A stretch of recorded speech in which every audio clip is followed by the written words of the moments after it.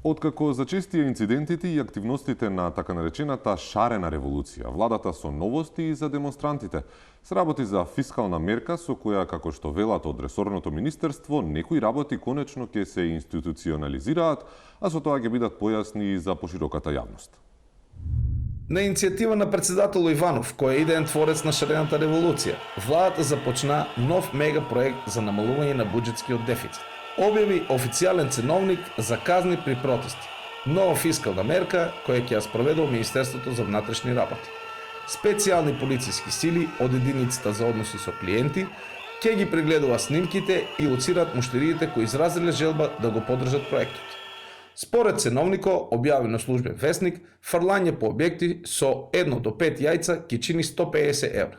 Боење објекти во основните бои ќе изнесува само 50 евра.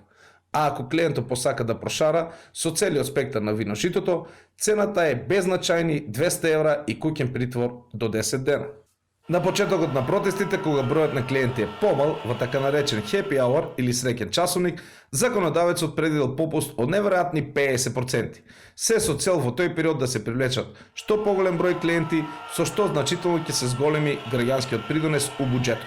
Најголем промет очекува се да се оствари од централната атракција, Триумфалната капија, која за таа цел беше прогласена за културно наследство и национално богатство. Нова атрактивна локација, јајцата и бојата ќе чинат само 30% повеќе од редовната цена, односно 700 евра и 30 дена куќен притвор. Со реакција се јавија и контрпротестантите од општина Центар, видно незадоволни. Тие протестираа што ваков ценовник не постоеше во 2013 година, кога тие мирно протестираа, а не можеа да придонесат за благосостојбата на својата татковина. Со горчеливо чувство на граѓани втор ред, тие побараа новите мерки да се преминуваат ретроактивно и доброволно доставија снимки до МВР, со надеж дека и тие ќе можат да ги остварат своите граѓански права, ме разбираш.